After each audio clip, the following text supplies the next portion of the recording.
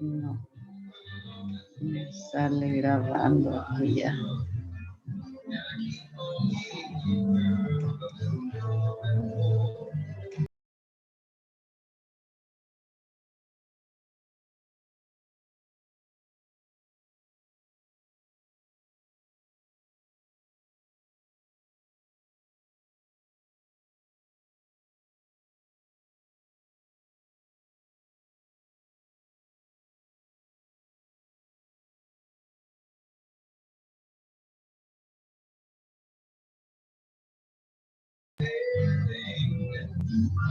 A ver si me escuchas. Buenas tardes. Buenas tardes. Buenas tardes, licenciada. Buenas tardes, Lix.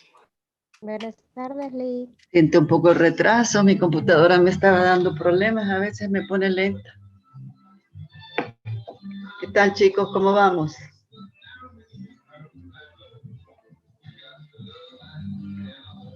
Vi que estaba revisando sus materiales bibliográficos. Y ese manual, que creo que era Mayra la que me decía ayer, que tiene 36 páginas. Ese manual tiene toda la información que ustedes necesitan para entrar al examen. No todos los capítulos, pero ahí está la memoria, el juicio, pensamiento, el lenguaje. O sea, que no le tengan miedo,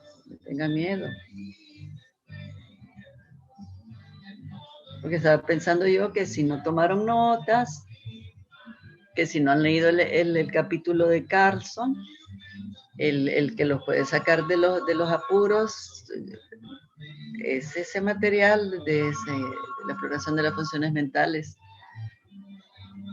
Mañana lo vamos a volver a abrir juntos para que lo revisemos de punta a punta y miren todo lo que tiene.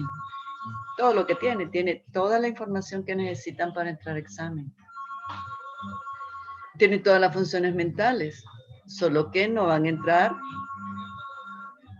algunos pequeños capítulos en los que está dividido que ya tienen que ver con algunas cosas que ya evaluamos y otras cosas que son del tercer parcial. Pero yo me puse a revisarlo anoche y está bien completo ese manual. Tiene todo lo que necesitan para entrar a su examen. Todo lo que hemos hablado, todo lo que les he explicado está ahí. Así que no le tengan miedo a ese material. Y comparándolo con Nieto y comparándolo con Carlson, les conviene más estudiar en él. Carlson es denso el capítulo, mucho. Y lo mismo ocurre con Nieto, que es un poco más terminología neurológica, porque no la tiene toda. Y revisando y comparando los materiales, pensando en cuál es el más conveniente para que ustedes puedan estudiar, me parece que es él. Mañana lo vamos a volver a abrir juntos, pero hoy quisiera terminar de revisar este material que quedamos ayer, ¿verdad? De todo lo que es las funciones mentales superiores. Habíamos revisado de quiénes utilizan el manual de exploración de las funciones mentales, cuáles son las funciones mentales superiores exclusivas de la especie, y habíamos entrado también a ver un poco las definiciones de la función mental superior. Manifestación comprensiva del pensamiento humano que ocurre de forma expresiva y simbólica, verbal y escrita, y comprensiva. Entonces habíamos hablado de los elementos que necesitan para las funciones mentales. Un emisor,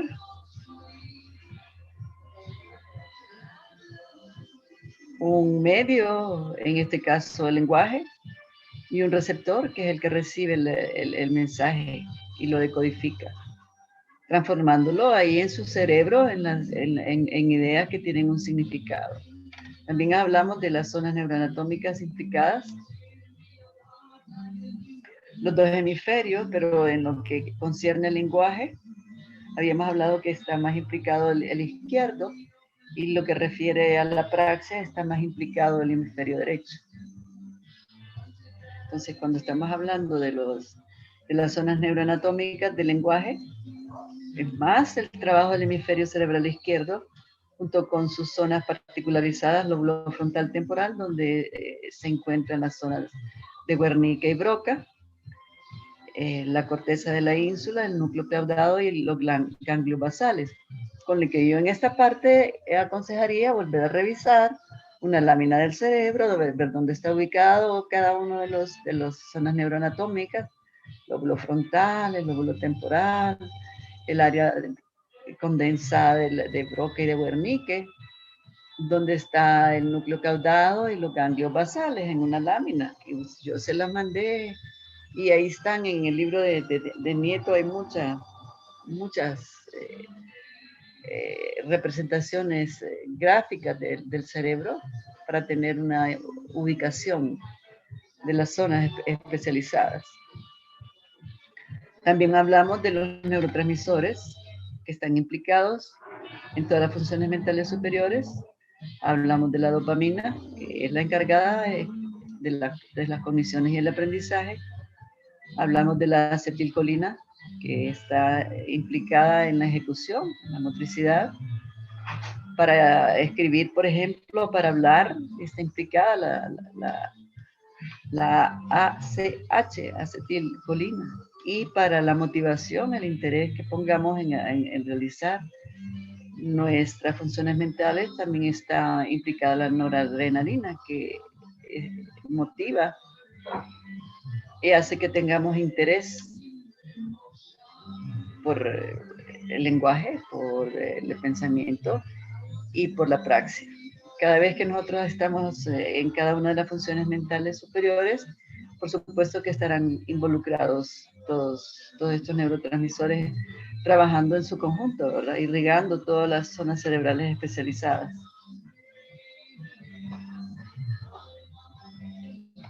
Y ayer también habíamos empezado a hablar de lenguaje, que es la forma de poder comunicarnos y de transmitirnos ideas unos a otros a través de la ideación de las ideas y todo lo que implicaba los trastornos del lenguaje, o conocidos también en psicopatología como agramaticalidad.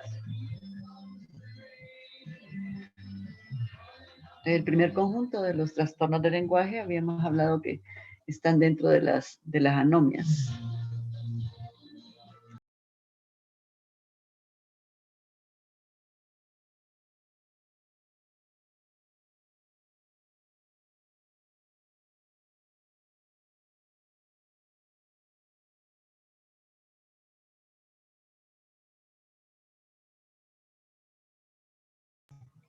¿Me escuchan, chicos? Sí, Lick. Sí, sí. Es que no sé qué pasa hoy con este aparatejo. Entonces, dentro de los primeros grupos de los trastornos del lenguaje, habíamos hablado de las anomias, que está definido como la incapacidad en la construcción gramatical, lo que imposibilita la descripción de lo percibido. Ayer hablábamos de un ejemplo de las partes del árbol, creo que era que les pedí. Si alguien no puede construir gramaticalmente y describir elementos conocidos y familiares, probablemente tiene una anomia, que es incapacidad en la construcción gramatical de poder comunicar. No se puede describir lo que se percibe. En este momento, ¿qué estaremos percibiendo nosotros? Una lámina en donde está escrita una serie de conceptos que tienen que ver con el lenguaje. Si a una persona yo le pregunto qué otros elementos hay proyectados en la pantalla. Si yo les pregunto a ustedes qué otros elementos tienen proyectados en su pantalla.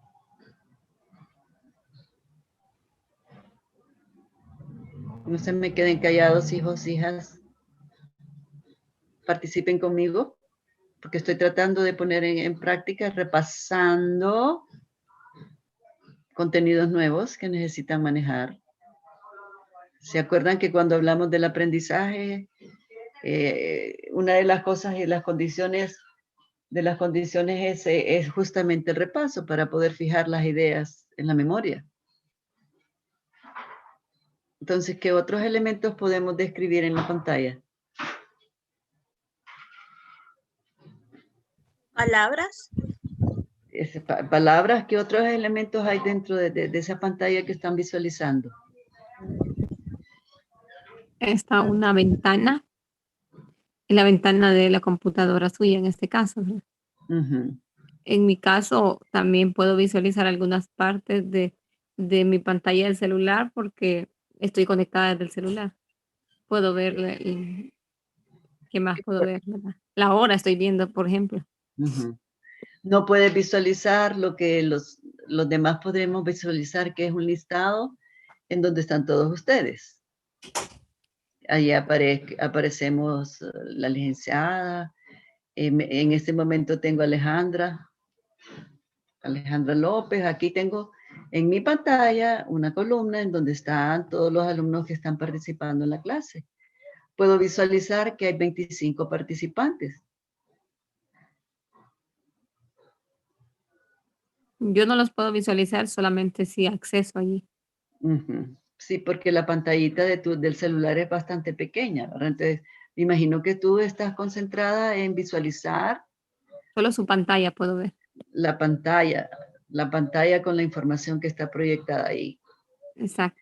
Pero me imagino que tú tienes todos los elementos simbólicos que yo tengo en mi pantalla abajo, en donde está el Zoom, donde está en todos los programas de mi computadora, el Opera, el Windows.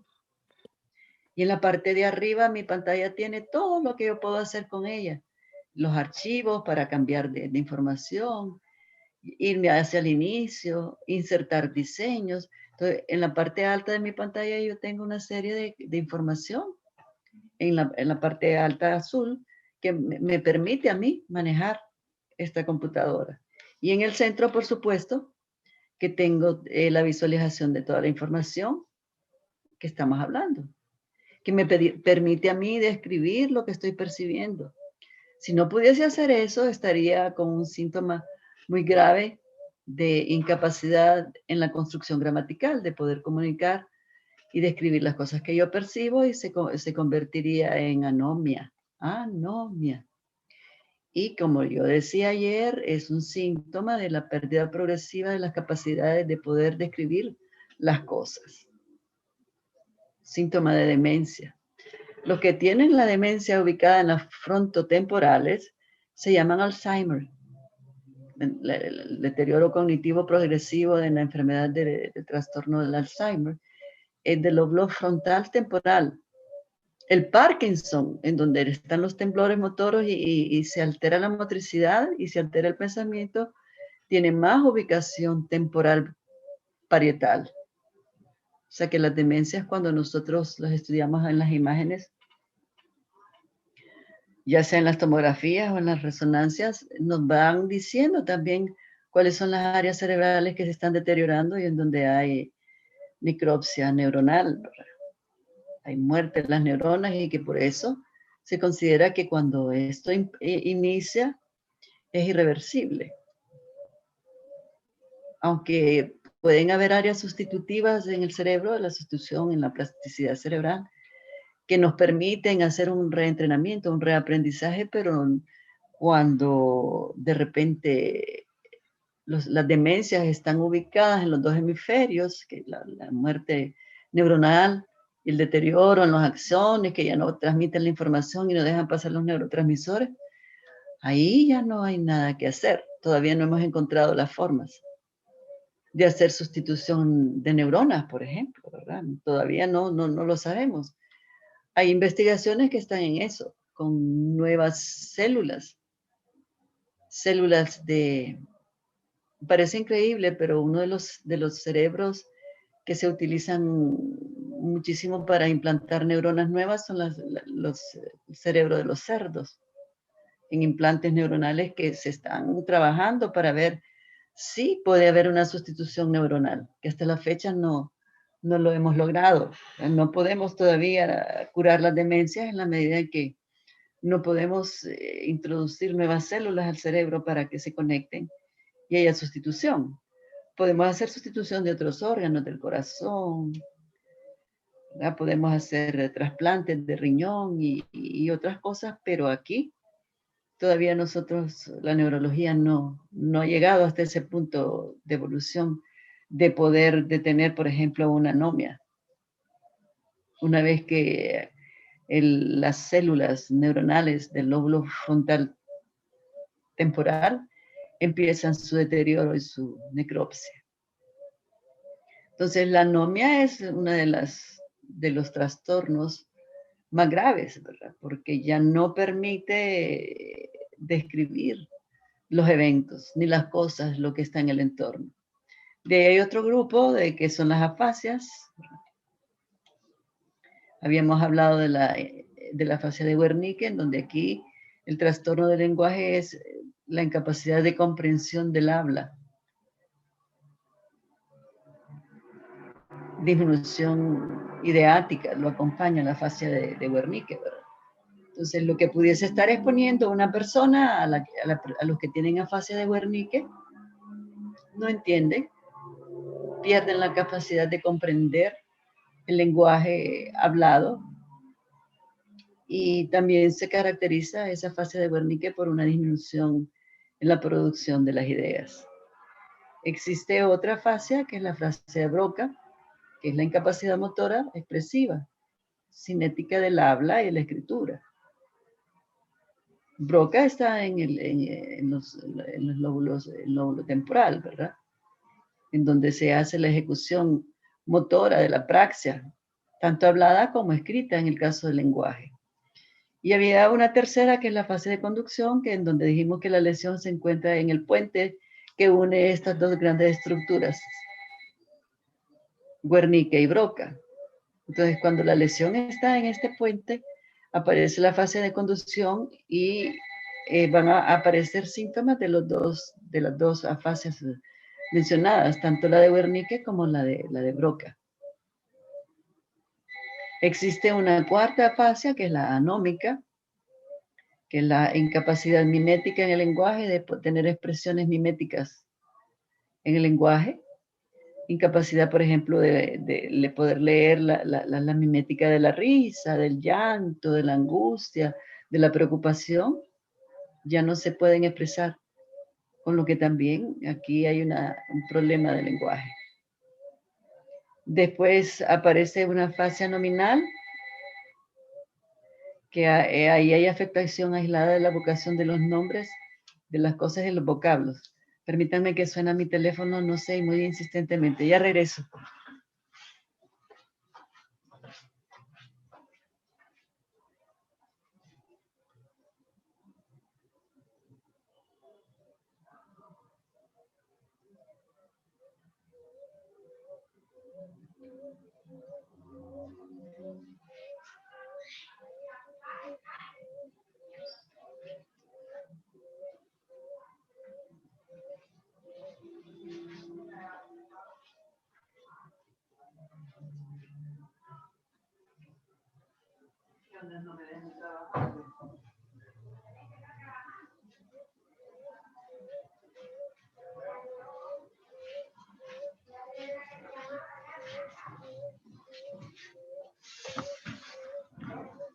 Disculpen, hijos, la interrupción, pero es que hay veces que en las casas hay demasiado ruido, ¿verdad?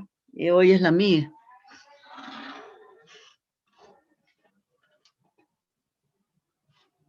Entonces, les explicaba de que en la fase nominal hay una afectación aislada en la evocación de los nombres o vocablos, que puede ser temporal. Ya les explicaba yo mi problema entre los dos idiomas, que cuando uno maneja varios idiomas, de repente, si no se practica uno de ellos, podemos tener este tipo de afectación temporal del no poder evocar nombres o vocablos en uno de los idiomas. Después tenemos un apartado C, de lo que son los trastornos del lenguaje, que son las alexias, que está definida por la incapacidad de leer. Sin embargo, se conserva la capacidad de escribir. Un trastorno bastante raro, pero que está asociado a enfermedades orgánicas cerebrales. Inicialmente a una incapacidad del cerebro por reducción de asociaciones neuronales en el retraso mental. Ya sabemos todos que lo que ocurre ahí es que la asociación neuronal, el número de sinapsis en esos cerebros es altamente limitado. Las asociaciones son pocas. Hay un número significativo de no conexiones cerebrales entre lóbulos cerebrales que permiten el funcionamiento, imposibilitan el funcionamiento. En este caso, no poder leer, pero sí poder escribir, con lo que es más frontal, ¿verdad? Más frontal la lesión o la enfermedad del cerebro. Porque el cerebro es víctima de enfermedades y lesiones, enfermedades infecciosas, tumoraciones, problemas de irrigación sanguínea y accidentes graves. Entonces, puede ser genético, heredado en los niños con retraso mental. Ahí las asociaciones neuronales frontotemporales son bastante disminuidas, con lo que las conexiones sinápticas son pocas. Sin embargo, también puede ocurrir en el proceso evolutivo de envejecimiento, que aparecen las demencias, en donde hay una pérdida progresiva de las funciones mentales superiores, incluido el lenguaje, sobre todo en el Alzheimer, que es el más grave. De las demencias, quizás es la más grave. El Parkinson también tiene algunas pérdidas significativas. El boxeador Muhammad Ali, el famoso Cassius Clay, de tantos golpes en el transcurso de su carrera de boxeo, este hombre estuvo con lesión cerebral. A los 40 y pico de años apareció con Parkinson. Le temblaban sus manos, con lo que la escritura, por ejemplo, en él ya no podía escribir, porque incluso en la pinza, que es el motor fino, ya no lo gobernaba, aunque él pudo seguir comunicándose a través de su lenguaje y dando conferencias sobre el trastorno hasta cierto momento. Tenía sus lóbulos frontal parietal muy lastimados después de los golpes que en el boxeo recibió a lo largo de su carrera, ¿verdad? Y hay una enfermedad que es la esquizofrenia, una psicosis esquizofrénica, que también es genética hereditaria, en donde también ocurre un deterioro neuronal, muerte neuronal progresiva, que también puede hacer que aparezcan las alexias.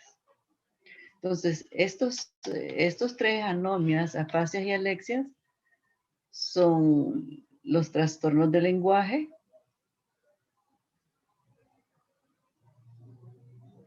en cuanto a ideación y en cuanto a la expresión. En cuanto a la ideación, que permite el pensamiento para hacerlo expresado por el lenguaje, entonces pueden aparecer las anomias, las afasias y las alexias. De ahí están en el segundo grupo de los trastornos del lenguaje, los trastornos que refieren a la escritura.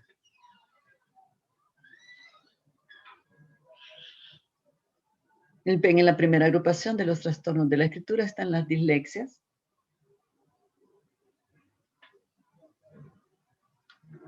que muchos de los trastornos de la escritura son por falta de entrenamiento, por falta de repaso, por falta de un buen aprendizaje de lo que es la lectoescritura.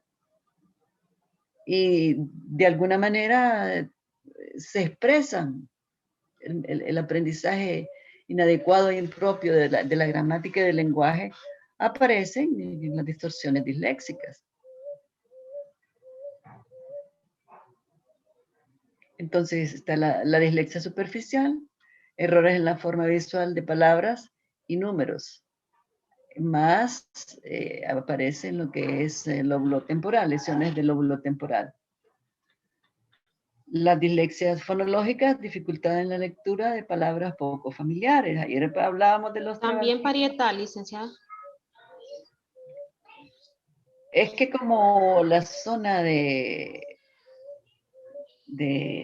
concentración del lenguaje son frontotemporales, ¿dónde está Wernicke y dónde está Broca?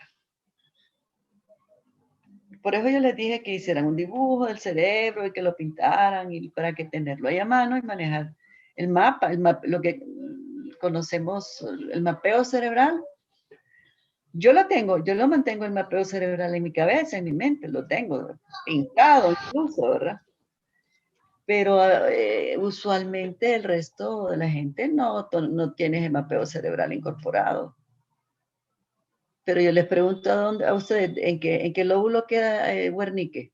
¿En qué lóbulo queda Broca? Temporal. Ajá, porque es el ejecutorio, ¿verdad? Y ahí están las zonas de interpretación de lo que escuchamos, y hablamos de eso, de Yo las lo tengo, expresiones del temporal. sí, yo lo tengo dibujado igual. Y sé que está cerca del cuerpo calloso, que es el que divide los hemisferios. Así es. Así es. Entonces, al tenerlo ahí, ustedes necesitan tener un mapeo cerebral que manejar, para que ese cerebro lo tengan incorporado en su pensamiento. Con solo cerrar los ojos, yo me lo imagino y lo ubico, ¿dónde está todo? Lóbulos, hemisferios, sistemas límbicos, hipotalámicos, cerebelo, tallo cerebral, formación reticular, todo lo que es, lo que hemos estado estudiando, que es neuroanatomía cerebral. Y que dentro de esa neuroanatomía ocurre la fisiología, la psicofisiología, los fenómenos mentales, emocionales, dentro de esa neuroanatomía cerebral. Dentro de ese mapa, todo lo que ocurre al interior, ¿verdad? La producción de sustancias, la producción de funciones, en este caso las funciones mentales superiores, que son más que todo frontotemporales, no significando que no estén los otros lóbulos trabajando. Si vamos a escribir, tiene que estar el parietal y el occipital, porque la visión es básica también para poder manejar el espacio de donde van a escribir, no salirse del renglón. Entonces, es un trabajo asociativo en donde todos los lóbulos trabajan cuando estamos en la función lenguaje. Sin embargo, hay unas áreas mucho más densas en donde están los núcleos especializados de, por ejemplo, el lenguaje hablado, la ideación, el lenguaje escrito, en la praxia, que tienen localización frontotemporal. Entonces, en las dislexias, lo que ocurre es que hay disfuncionalidades en la capacidad de la escritura. ¿Dónde estaría? ¿Cuál de los dos centros de lenguaje localizados frontotemporal es el de la praxia de la escritura? ¿Cuál es? El lóbulo derecho. Alguien me lo dijo, pero alguien me interfirió la información por allá. ¿Cuál es? Broca, licenciada. Broca es. Wernicke es el pensamiento, la ideación, la abstracción, ¿verdad? Pero que sin ella, Wernicke tiene que estar conectado a Broca por eje fascicular 4 para poder hacer el trabajo asociativo y que aparezcan las funciones mentales superiores. Si no fuese así, es que aparecen los trastornos del lenguaje, los trastornos del pensamiento. Ya mirábamos que si hay una fascia de conexión, va a aparecer esa interferencia, no alimentación de Wernicke y Broca, porque es el puente que los comunica, el que de repente pudiese tener una lesión. Es como que si hubiese una lesión en el cuerpo calloso, que imposibilita la información y el traslado de la información del hemisferio izquierdo al derecho y viceversa. Porque es un puente de comunicación entre dos hemisferios. Y el fascículo arcuado es el puente de comunicación entre dos zonas densas cerebrales de muchas conexiones de neurotransmisores que son Wernicke y Broca. Entonces, ahí, por ejemplo, en la escritura, en Broca aparecen lo que son las dislexia superficial, dislexia fonológica, dificultad en la lectura de palabras poco familiares. Cuando estamos aprendiendo otros idiomas, nosotros tenemos, en principio, por falta de entrenamiento, dislexia fonológica. Yo les conté que me mandaron a clases de fonología en inglés por mi R. Entonces, esa pronunciación muy acentuada de la R hace que uno no pronuncie correctamente ciertas palabras en inglés en donde la R tiene que estar bien atenuada. Mi profesora de fonología pensaba que mi idioma original era el francés, porque el francés tiene algunos fonemas idiomáticos con esa R que lo distinguen cuando se está hablando el francés. ¿Cuántas lenguas romances hay? Francés, español, portugués, inglés. Que manejamos el mismo sistema de símbolos y números y letras, ABC. Otros lenguajes como el chino y el japonés manejan otro sistema, otros símbolos, que no tienen nada que ver con el ABCD, el abecedario nuestro. Con lo que, por ejemplo, si ustedes oyen hablar español a un gringo, a un norteamericano, pareciera que tienen dislexias fonológicas, ¿verdad? Porque aprendieron el idioma muy tarde, el dominio de la lengua para la pronunciación, entonces los hace tener dificultades en la lectura de palabras poco familiares. Si yo los pongo a ellos a repetir palabras en español que son complejas, compuestas, les cuesta muchísimo, porque es mucho más fácil aprender el inglés que aprender el español. El español es complejo y tiene una cantidad de vocabulario que ninguno de nosotros somos 100% en lo que es el hablar el español. Cuando alguien dice soy full bilingüe, porque hablo el 100% del inglés, está mintiendo. Ni nosotros con el primer idioma manejamos el full Spanish.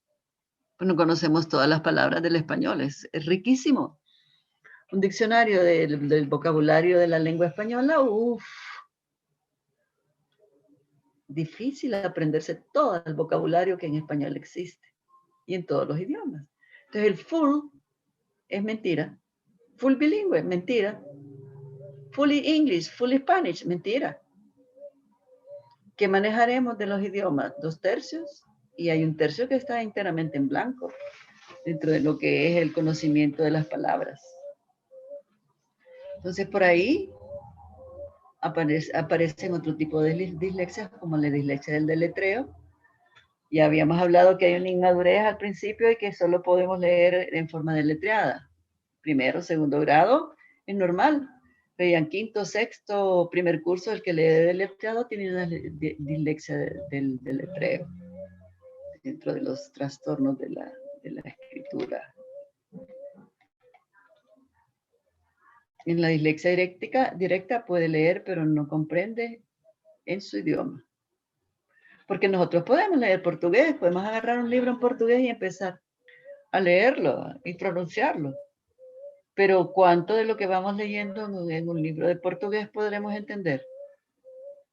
El italiano es igual. Yo tengo una amiga en Italia que ella me escribe, pero tantos años hace que vive en Italia que cuando me escribe hay algunas palabras que me las pone en italiano. Porque ya el español en donde nació, porque ella nació aquí, pero se fue a vivir allá, ya tiene más de 30 años de vivir en Italia, Ahora maneja mejor el italiano y se le ha ido olvidando el idioma primero, el idioma natal. Entonces, nosotros podríamos leer en inglés incluso, aunque mal pronunciado, ¿eh? Pero no vamos a comprender nada. Esa es la dislexia directa. Y la dislexia del desarrollo que se da a cualquiera de todas estas formas de distorsión, en sí normal, pero la percepción funcional de origen es perinatal. O sea, con el Bender nosotros encontramos este tipo de dislexia porque al aplicar el test del Bender, que su función es medir la integración visoperceptiva motora, se mide la función visual, la percepción y la motricidad integradas en esa prueba, elaborada por Lauretta Bender. Y se las estoy contando así porque probablemente me la van a incluir dentro de la batería de las pruebas neuropsicológicas que nosotros utilizamos. Además del mini mental, también nosotros utilizamos el test gestáltico visomotor del Bender, cuya función y cuyo objetivo es medir la integración visual, percepto-motora, ideado por Lauretta Bender en los años 1940-50. Que así tendrá que venir elaborada la tarea de los test que los estoy mandando a investigar. El nombre de la prueba, el diseñador de la prueba, el objetivo que tiene la prueba y el año en que fue creado. La tarea no consiste solamente en poner los nombres de las pruebas, sino que tiene que tener los 4 elementos, incluido el objetivo, la función. Entonces, ahorita, por ejemplo, les estoy dando el ejemplo de lo que mide el test gestáltico visoperceptivo motor de Lauretta Bender. Integración visual perceptivo motora diseñada por la prueba en los años 50. Y ahí está el test de Luria, ahí está el mini mental. Entonces hay muchas pruebas neuropsicológicas que tienen algunas décadas, otros que son muy nuevos. La Wechsler es una que ha evolucionado y que tiene esta capacidad de medición. Disculpe. Dime, cariño. Dijo que era el nombre, el año, el objetivo y ¿cuál otro? El nombre de la persona que lo diseñó. Como el autor, por decirlo así. El autor, así es. Por ejemplo, el Bender es de Lauretta. Ahora, el Bender infantil, la adaptación es de Elizabeth Koppitz. O sea que la Binet, de Alfred Binet, es la prueba de consciente inteligencia de Binet, dicen por allá, pero quien la diseña, esa prueba para medir la inteligencia cognitiva, intelectual, es Alfred Binet. Y es la prueba más antigua de consciente inteligencia, y que de ella se han derivado muchas, incluso David Wechsler, que es el creador de toda la WISE y la WIS y la WIPSI, de ahí toma la idea para poder crear sus escalas de medida de la inteligencia, los que van a estudiar la medición 1. No sé quiénes de ustedes ya estén a ese nivel de la medición 1. ¿Hay alguno de ustedes en la medición 1? ¿Qué has estudiado en la medición 1 por ahora, cariño? La WIPSI, que es la medida de la inteligencia para niños pequeños, ¿verdad? Los preescolar. ¿Cuántas pruebas han estudiado ya? Porque tiene una variedad de subpruebas la WIPSI. Faltan 4. Es una gran prueba, incluso para poder decidir si ya los niños están con las capacidades de la lectura y la escritura y la calculia, las tienen desarrolladas normalmente, nos permite saber eso. Y nos permite calcular el cociente de inteligencia y hacer una descripción de las funciones mentales, cómo van en las criaturas, ¿verdad? Entonces, para allá van todos ustedes, con lo que toda esta base, esta información es básica de llevarla. Porque ¿qué es lo que tratan de medir las pruebas? Toda esta disfuncionalidad en todas las funciones mentales, tanto la memoria, la atención, la concentración, el juicio, el pensamiento, el lenguaje, y la adaptación, incluso adaptación afectiva emocional, porque en las últimas décadas la psicología ha planteado que no solamente serán exitosos aquellos que tienen un buen cociente de inteligencia cognitiva, sino que se necesita también una inteligencia emocional para poder ajustarse y adaptarse y funcionar en el mundo y vincularse en el mundo. con lo que las pruebas de cociente intelectual, afectivo, emocional están muy de moda. Medir la inteligencia emocional, como dicen algunos, es que a este le falta inteligencia emocional. Hay algunos que se han inventado que ese retraso tiene un retraso afectivo emocional y ya está aceptado dentro de todo lo que es la psicología clínica, dentro de lo que es el desarrollo de las neurociencias. Entonces, ahí están todas las dislexias. Y luego en el apartado B de los trastornos de la escritura está la grafia, que es la capacidad para aprender a escribir. La incapacidad se llaman disgrafias, dificultades para la escritura. Entonces ya habíamos hablado de las disgrafias fonológicas. No se puede pronunciar en voz alta palabras. Disgrafias ortográficas, trastornos en donde no se puede escribir palabras en el orden ortográfico conocido. Este es muy frecuente, ya hablábamos de la H, el uso de la C, la Z, la S, las normas gramaticales del uso de la M antes de la P y de la B. Cuando las confundimos también, licenciada. Sí. Okay. Porque hay una tendencia a invertir el símbolo. Ocurre mucho también en los números, el 9 con el 6, ¿verdad? Los estudiantes, hay veces los niños tienen el problema del manejo de lo que es el número, la confusión en lo que es la grafía escrita numérica. Entonces, la agrafia es la incapacidad absoluta de aprender a escribir. Nosotros ayer hablábamos de que hay muchas agrafias porque tenemos mucho analfabetismo, nadie les enseñó a escribir, a leer, analfabetismo. Cuando no se sabe leer ni escribir por falta de estimulación y del aprendizaje formal, entonces aparece lo que son los analfabetos. Desgraciadamente en Honduras hay muchísimo analfabetismo, sobre todo entre los mayores.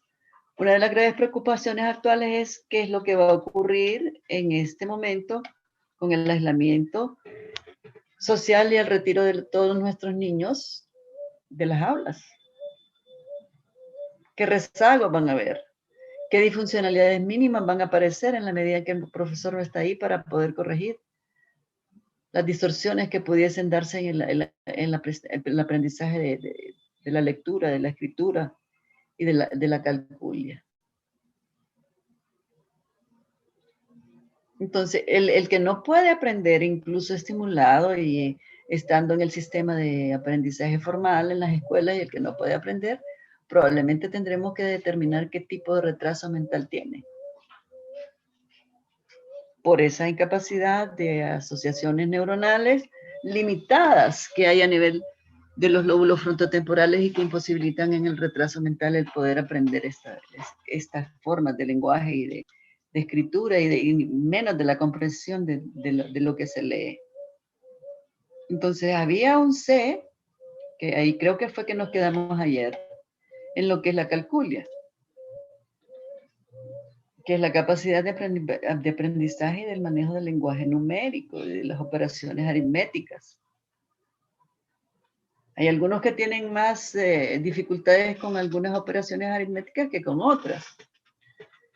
En la escuela nos dan duro con las tablas, ¿verdad? Porque la suma y la resta son básicas, operaciones básicas, operaciones numéricas básicas, que incluso las enseñamos con objetos materiales, a sumar, a restar, si quito cuántos quedan, si pongo esto, cuántos suman. Pero cuando entramos al proceso de la multiplicación, allá debe ya existir un cálculo y un manejo de los símbolos numéricos, haber aprendido los números. Entonces, la multiplicación y la división ya son cálculos aritméticos más complejos en donde tenemos mucha dificultad en todos los niveles del aprendizaje nuestro. Yo les contaba a ustedes que yo daba los métodos y cuando yo empecé a encontrar los grupos que venían con discalculia, con esas incapacidades residuales de poder manejar los números, de sumar largas cantidades de 3 números, 10 números de 3 dígitos, y voilà, y me salían con que, y en las calculadoras, porque ya han perdido también esa capacidad mental de sumar y restar. Allá la miraba hasta con los dedos, sumando y restando. Y al llegar a la multiplicación y la división se vuelve todavía más compleja. Al álgebra, a la geometría, a teorías de conjuntos, todo eso que es el pensamiento superior en cuanto al cálculo. Entonces, hay una gran cantidad de discalculia entre nosotros, que es la disminución en la capacidad del aprendizaje numérico. Y hemos comprobado de que se asocia a falta de estimulación del razonamiento aritmético. En nuestro sistema de enseñanza-aprendizaje no es poderoso en lo que es la enseñanza de lo que es los números y todo lo que son las operaciones numéricas del cálculo. Estoy más que segura que si yo les pongo una raíz cuadrada que me la resuelvan de aquí a mañana, van a tener que ir a buscar un álgebra o una geometría para ver cómo se calcula, cómo se hace una raíz cuadrada, o si se acuerdan. Yo sí me acuerdo. Te pongo una de 4 y la podrás resolver. Porque hay unos que son brillantes en el manejo. Todos aquellos que estudian matemáticas allá, ¿a qué se dedican ellos al estudio de la matemática? Los licenciados en matemáticas. Al estudio de los números. Números. Operaciones numéricas. ¿No? Y manejan y hacen operaciones de todo tipo. Pero hay ciertas carreras como la ingeniería y la economía que son en base a ¿qué? En base al manejo de los números. Por ejemplo, los economistas manejan cifras elevadísimas en cuanto a millones, que ya nos dificultan a nosotros. Ya cuando nos están hablando de presupuestos del Estado, de la nación, y cuántos millones o billones, ya nosotros ahí de repente ya nos vamos quedando. ¿Cuántas cifras tiene un billón? Vaya, lo voy a poner más fácil. ¿Cuántas cifras tiene un millón?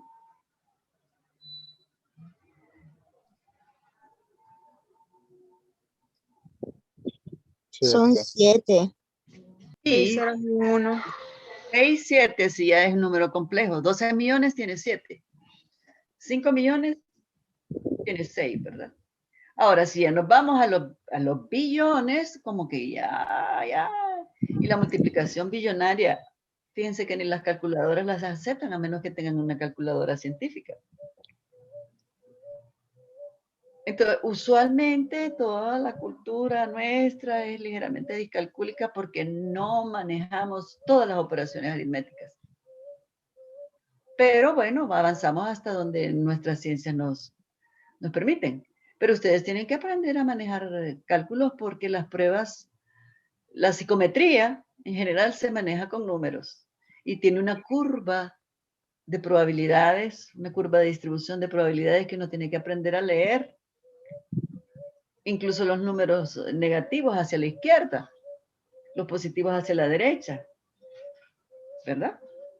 Pero allá cuando entran a la medición para poder leer esa curva de distribución, ¡wow! ¡Qué relajo de problemas tenemos! Porque ubicar la media y las desviaciones y entender los conceptos de desviación y de media y la estadística es otro manejo de cálculos aritméticos en donde los alumnos nuestros tienen graves dificultades también. El método 2, que es el manejo estadístico, psicología.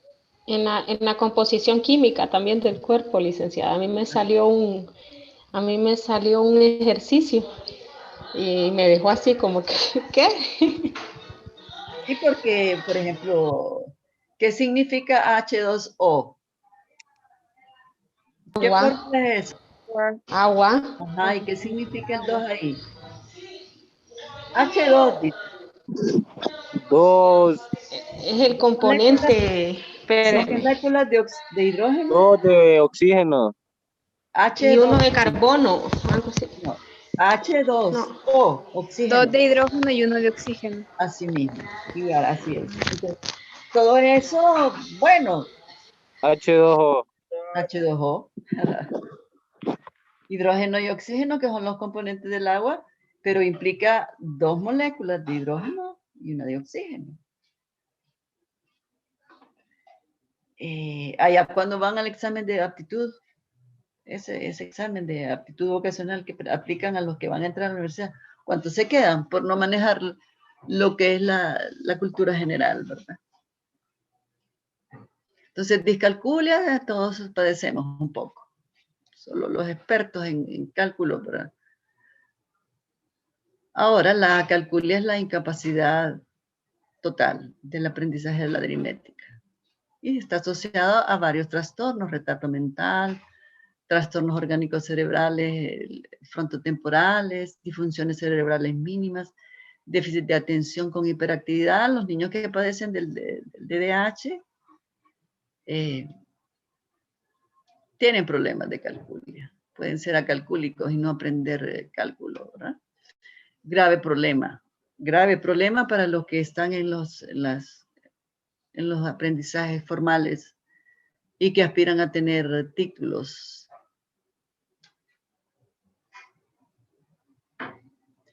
Yo conocí una persona que manejaba los cálculos mentalmente, porque era analfabeto, pero mentalmente él podía hacer sumas, restas, multiplicaciones, pero no podía escribir.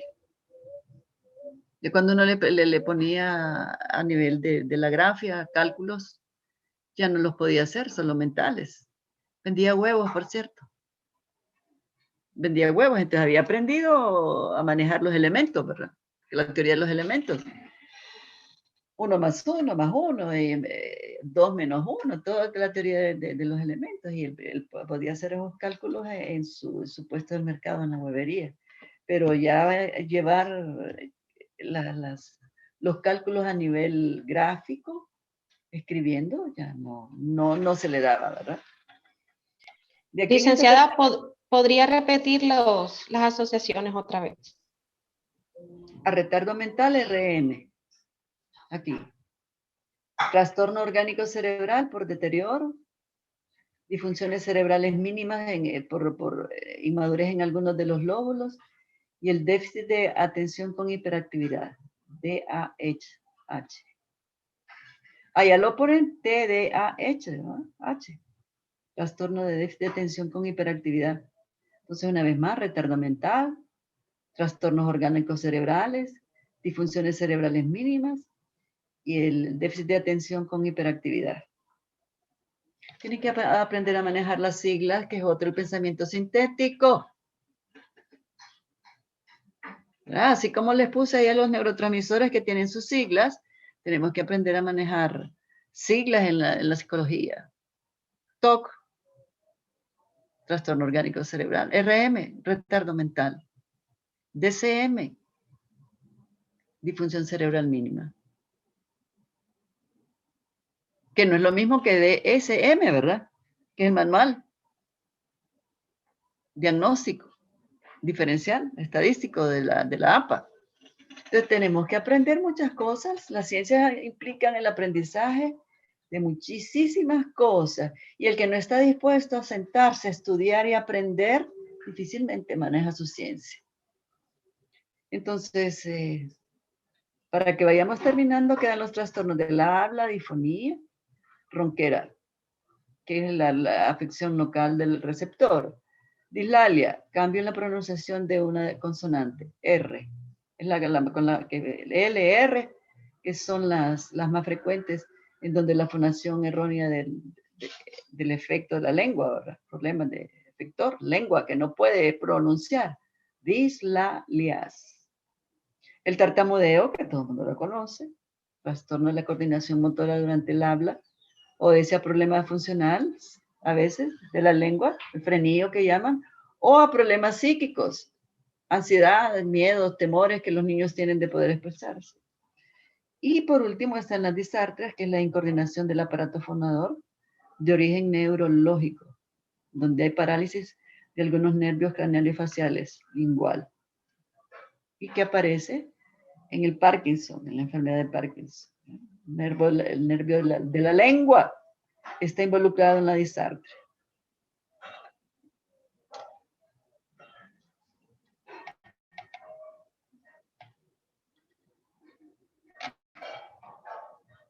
Entonces mañana, porque ya me dio la hora, pero yo necesitaba repasar esto con ustedes y plantearles las últimas ideas de lo que son el lenguaje, los trastornos del lenguaje, y tenerlos listos. Mañana nos vamos a meter a ese manual que le tiene miedo a ustedes, ¿verdad?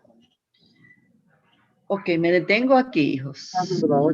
Mande el manual. Buenas tardes. Gracias, Hasta mañana, hijos. Buenas A tardes, la orden. licenciada. Buenas tardes, cariños.